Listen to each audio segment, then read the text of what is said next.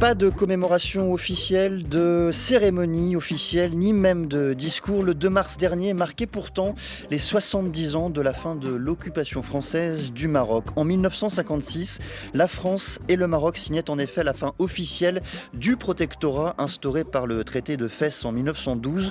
En pleine guerre d'Algérie, l'indépendance du royaume paraissait pacifique, tout comme la colonisation et l'occupation paraissaient douces. Depuis, on retrouve peu de conflits mémoriels entre les deux pays. En France, on semble même oublier ce pan de l'histoire. Alors, comment s'est construite cette image de colonisation douce? Comment la France s'est-elle installée au Maroc? Et surtout, pourquoi la mémoire de la colonisation semble aujourd'hui quasiment absente dans notre pays? Un invité aujourd'hui pour nous éclairer, Benjamin Badier. Bonsoir. Bonsoir. Vous êtes docteur en histoire, spécialiste du Maghreb contemporain et vous signez Mohamed V, dernier sultan et premier roi du Maroc, un ouvrage qui est apparu en septembre aux éditions Perrin. Vous signez par ailleurs un atlas du Maghreb, c'est aux éditions Autrement. Merci d'être avec nous ce soir dans Question du soir.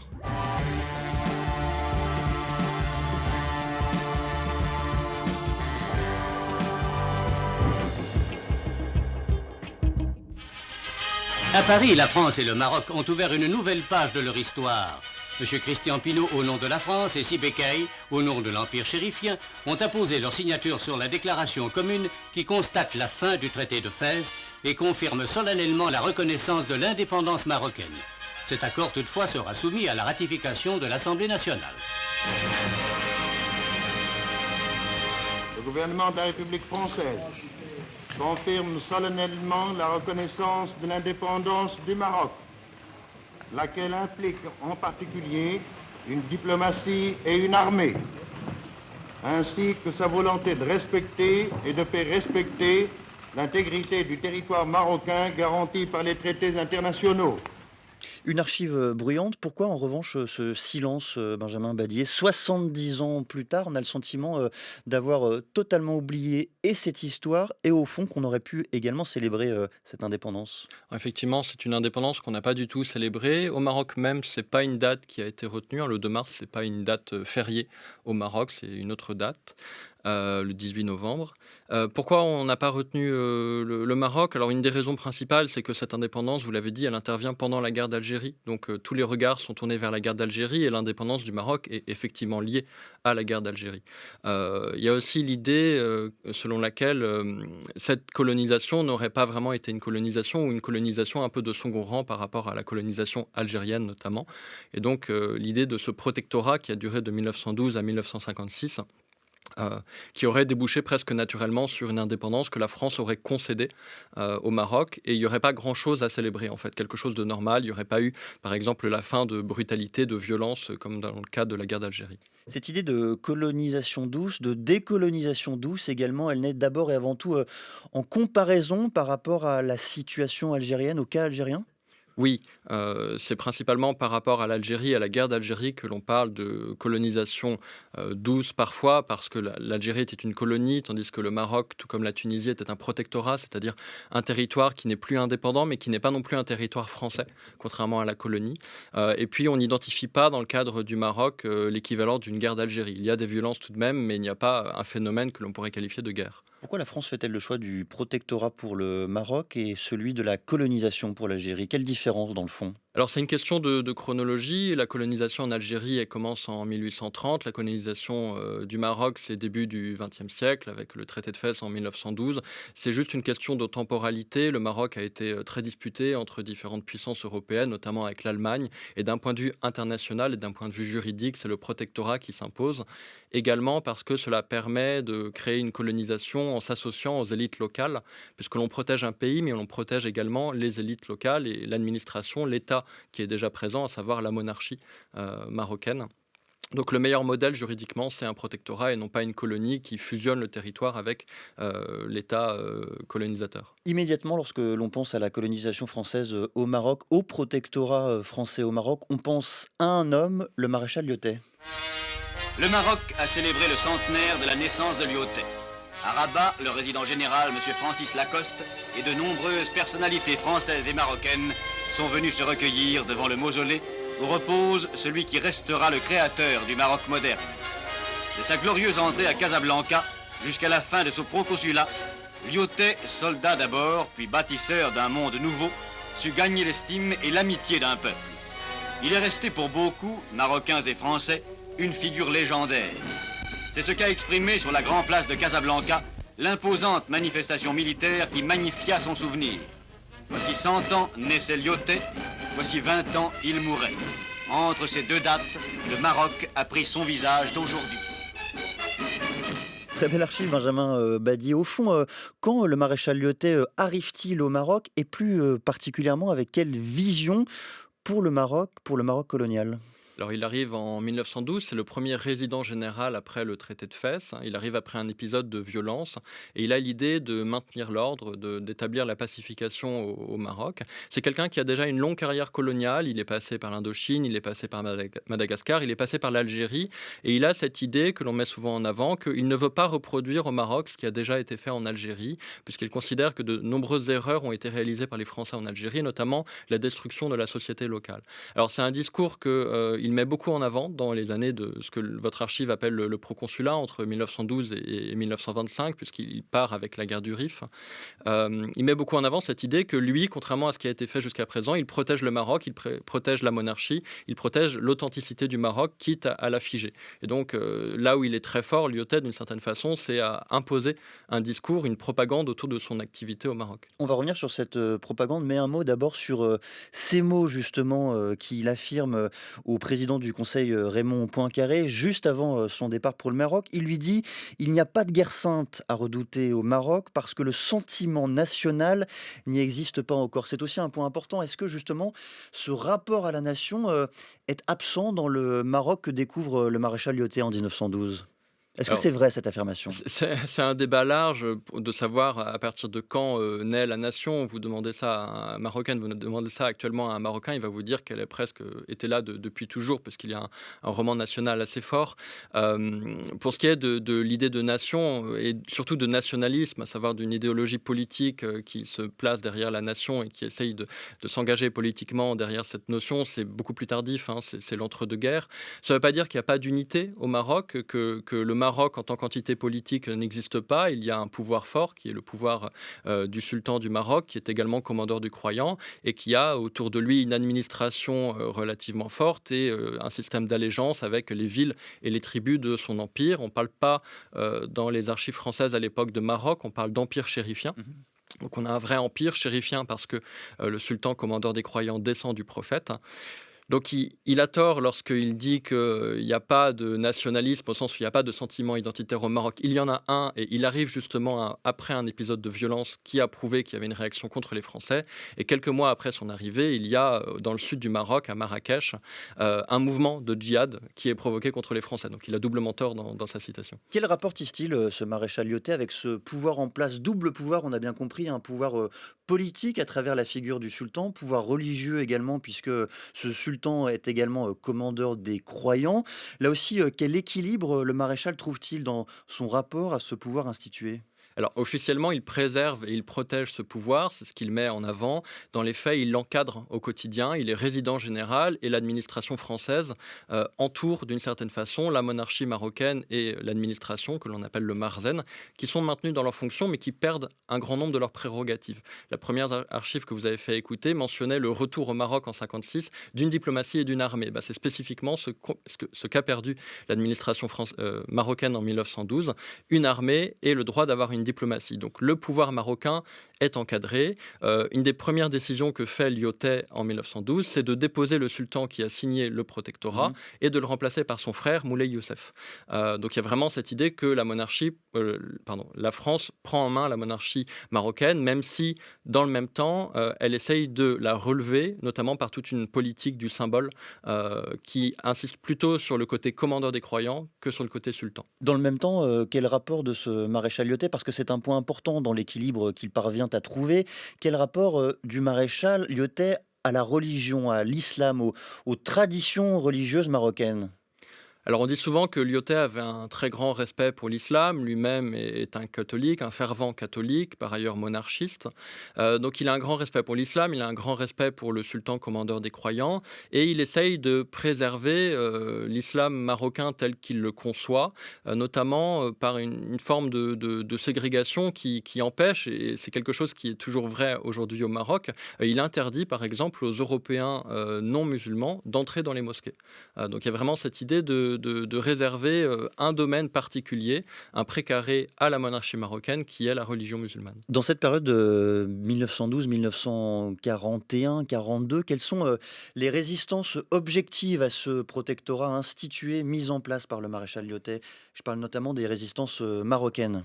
Alors, il y a deux résistances principales. Il y a tout d'abord un important mouvement de résistance armée qui commence dès 1907, parce qu'en fait, la colonisation armée a commencé en 1907 et qui perdure jusqu'en 1934. Donc, en fait, pendant la majeure partie du protectorat, on a une résistance armée qui est combattue par les Français au nom de ce qu'ils appellent la pacification, qui est en fait une guerre, hein, mais c'est le nom que porte la conquête du Maroc, la pacification, et qui est en fait une conquête village par village, territoire par territoire, tribu par tribu.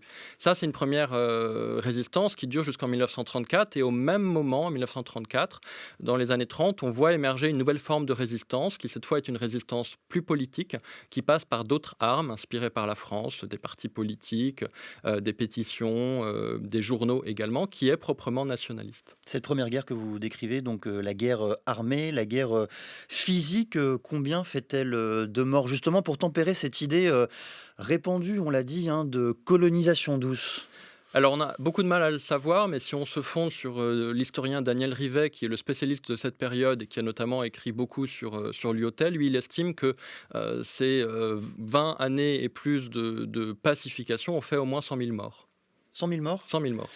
Si l'on s'intéresse maintenant à la figure à laquelle vous avez consacré vos recherches, votre thèse même, Benjamin Badier, la figure de Mohamed V. On le présente là aussi très souvent dans les textes, dans les livres, comme le personnage qui va au fond être l'un des premiers artisans de cette indépendance. Est-ce que cette idée-là doit être relativisée? Comment, dans quelle position au fond se trouve Mohamed V, par exemple en 1935, avant la Seconde Guerre mondiale?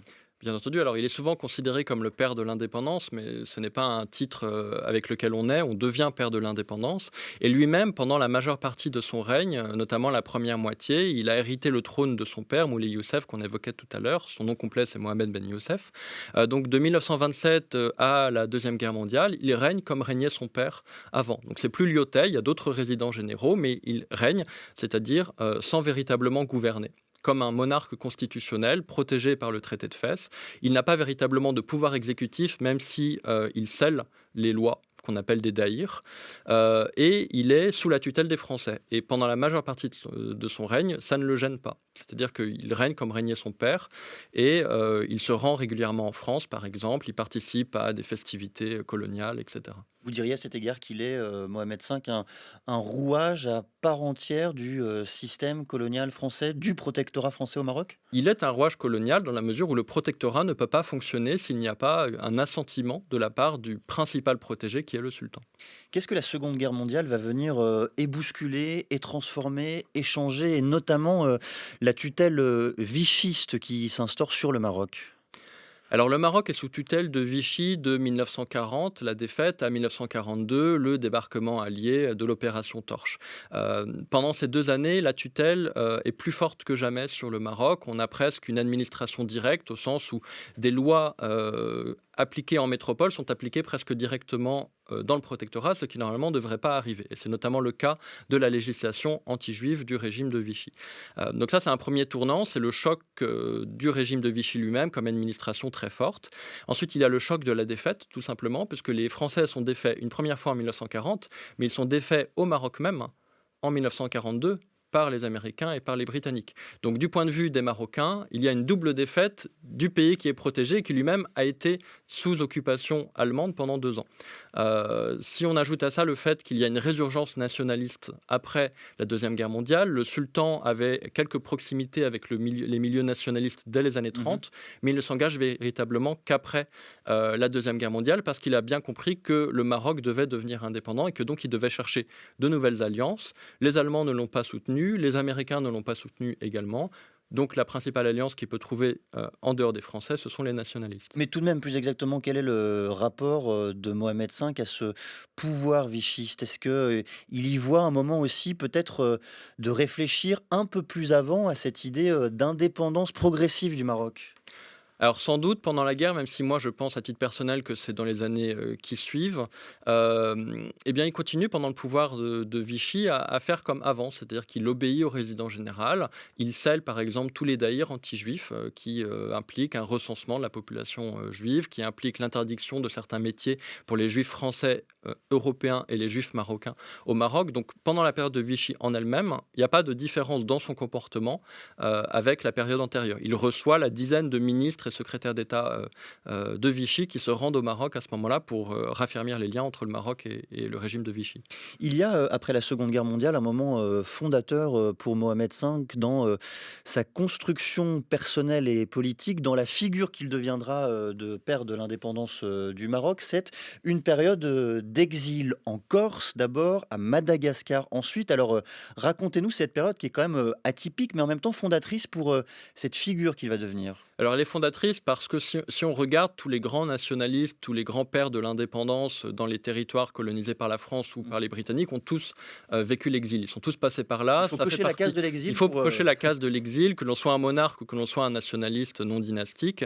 Il faut cocher cette case parce que ça participe du martyre, tout simplement, dans la construction de l'image, de l'héroïsation du père de l'indépendance. Et du retour également, du retour, il y a père sauveur. Alors il y a un retour sauveur. Beaucoup ne sont pas revenus, beaucoup ont été oubliés par la suite, mais Mohamed V, comme Bourguiba pour la Tunisie, revient et le moment du retour est un moment de gloire. Il a été exilé d'abord en Corse puis à Madagascar parce qu'il s'est opposé de plus en plus fortement au protectorat français jusqu'à revendiquer explicitement l'indépendance à partir du début des années 50. La décolonisation marocaine, comment s'organise-t-elle? Au fond, quel est ce mouvement à partir de l'instant où Mohamed V revient au Maroc? Qu'est-ce qui va justement permettre le déclic de cette décolonisation? Alors il faut remonter même dès 1953 au moment où il est déposé, parce que les Français estiment que sa déposition va régler les problèmes au Maroc et qu'il n'y aura plus de revendication d'indépendance. Or c'est le contraire qui se passe, même s'il n'y a plus de partis parce qu'ils ont été éradiqués, même s'il n'y a plus de sultan, il y a un mouvement de fond dans la société marocaine qui se manifeste par des manifestations et qui se manifeste également par une résistance armée et des attentats au Maroc.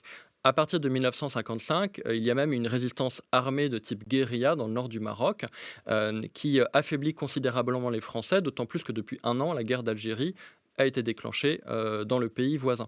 Donc on a un front important contre les Français et ce qui est important à retenir, c'est que les Français n'ont pas accordé de gaieté de cœur l'indépendance. Ce n'est pas quelque chose qui est arrivé de façon gratuite. On s'en doute. Mais c'est quelque chose qu'ils ont fait vraiment à contre-cœur et ils ne l'ont fait que parce que la situation était vraiment très compliquée pour eux. De la violence au Maroc, de très nombreux attentats qui font au moins 1 millier de morts, une guérilla qui met aussi à mal l'armée française, entre 52 et 62. Il y a 800 morts dans l'armée française au Maroc même. Donc il y a aussi là de très nombreuses difficultés qui incitent le gouvernement français finalement à réfléchir sur leur position au Maroc et à déterminer que la meilleure façon de préserver les intérêts français au Maroc, c'était en fait d'accorder ce qu'ils appellent une indépendance dans l'interdépendance, donc de maintenir des liens tout en accordant l'indépendance à la monarchie, puisque c'est l'acteur qui leur semble être le plus favorable aux intérêts français, qu'ils soient économiques, humain ou géopolitique. Des chiffres qui viennent là aussi abîmer l'idée d'une décolonisation douce. Alors écoutons Mohamed V dans une archive de 1955. Peuple fidèle et noble, nous t'adressons cet appel pour t'exprimer notre immense joie de retrouver notre chère patrie, après avoir passé plus de 2 années en exil. Nous avons été ensemble dans l'épreuve tout au long de cet exil. Dans cette nouvelle ère qui s'ouvre, nous aspirons à voir triompher la tolérance et l'unité et que notre pays prospère dans la liberté et l'indépendance. Ainsi, chaque individu se sentira plus en sécurité pour sa personne, ses intérêts et ses libertés, quelle que soit sa religion ou sa nationalité. Espérons que notre retour offre à nos citoyens et aux Français résidant au Maroc l'occasion de rétablir la confiance, un élément essentiel pour renforcer les liens d'amitié entre tous. Il faut le dire là aussi, Benjamin Badier, le fruit de cette indépendance, c'est le fruit d'un équilibre tripartite entre Mohamed V, qui refuse, de régner sans gouverner, premier point du triangle. Le deuxième, c'est la gauche marocaine qui, avance l'idée là aussi, d'indépendance et d'émancipation sociale et puis, les nationalistes, de l'Istiklal, le 3 point du triangle. Oui, effectivement, au moment où l'indépendance est accordée au Maroc, donc en 2 temps, hein, le retour de Mohamed V en novembre 55 et l'indépendance proprement dite d'un point de vue juridique le 2 mars 1956, le champ politique marocain est totalement transformé puisque les Français se retirent, mais ils se retirent tout en s'alliant à nouveau avec la monarchie et en restant présent d'un point de vue administratif et d'un point de vue militaire. Et donc Mohamed V se retrouve face à ses anciens alliés, à savoir les nationalistes, notamment le parti de l'Istiklal, c'est-à-dire le parti de l'indépendance, qui lui aussi cherche à gouverner et aimerait bien une monarchie constitutionnelle au sens où, comme en Grande-Bretagne par exemple, le monarque régnerait sans gouverner. Et en fait, on a un bras de fer dans les premières années de l'indépendance où la monarchie refuse de se laisser faire et réussit à faire plier par tout un tas d'actions, par une prise de contrôle du gouvernement, des institutions, les nationalistes, jusqu'à les faire se diviser. On a l'émergence d'une gauche nationaliste dont la principale figure est Ben Barka, qui lui-même sera victime de la monarchie marocaine quelques années plus tard, en 65. Je reprends le titre de votre ouvrage, Dernier sultan, premier roi, s'agissant de Mohamed V. Qu'est-ce que cela change dans le fond, au-delà du titre et de l'affichage? Alors ça veut dire que la monarchie s'est transformée. C'est plus la même monarchie qu'auparavant. Effectivement, on a une continuité. La dynastie alawite est présente depuis le XVIIe siècle, mais la façon de régner n'est plus du tout la même. Le sultanat était une monarchie contractuelle où le sultan était censé être élu. Il n'y avait pas d'hérédité du trône. Il y avait toujours un temps de latence entre la mort d'un sultan et l'élection du suivant. Désormais, on est dans une nouvelle monarchie qui s'affirme royauté avec un roi sur une monarchie modernisée avec une nouvelle figure, un père de l'indépendance qui a beaucoup diffusé son image, qui a beaucoup diffusé sa parole, avec une hérédité, puisque désormais il y a une primogéniture. Le successeur de Mohamed V, c'est Hassan II, il lui succède immédiatement en 61.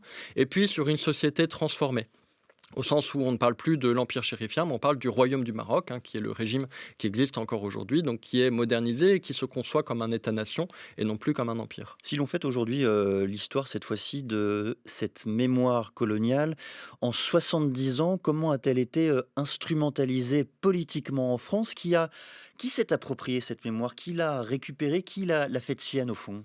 Alors je dirais qu'il n'y a pas vraiment de mémoire en France de la colonisation au Maroc. Il y a quelques éléments dont on se souvient, mais il n'y a pas de mémoire collective.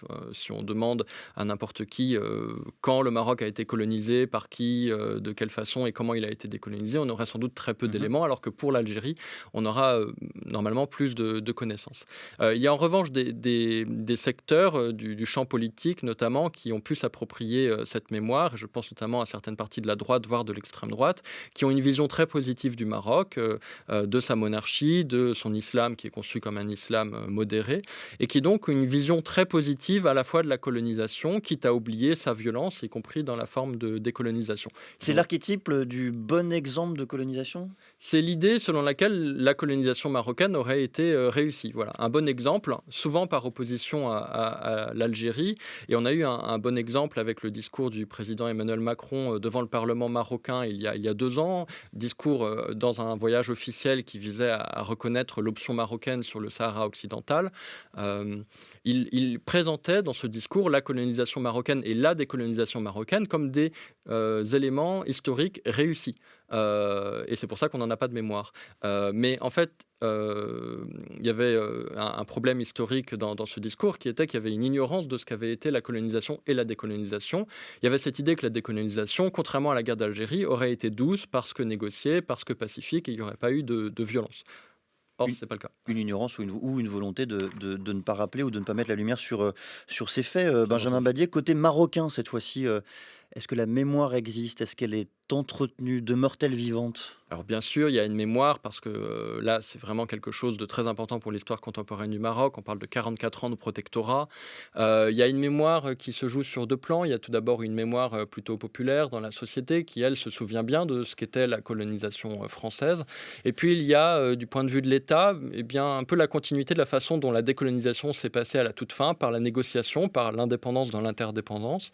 Donc, il y a peut-être une volonté de mettre les choses sous le tapis, sauf peut-être dans certains moments de crispation avec l'État français.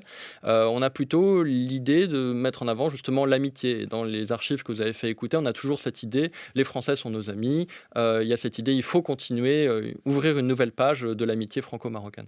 Merci beaucoup, Benjamin Badier, d'être venu au micro de France Culture pour marquer le coup, si je puis dire, de cette indépendance. 70 ans, on le rappelle. Merci également à celles et ceux qui ont préparé cette émission. Bertie Bourdon, Bruno Barada, Rodi Eken, à la réalisation Léa Racine. Et merci également aux élèves du lycée de Couserans qui étaient présents ce soir, assis dans le studio, assis également en régie. Merci parce qu'ils ont été incroyablement sages et attentifs. Le lycée de Couserans à Saint-Giron. Merci à tous.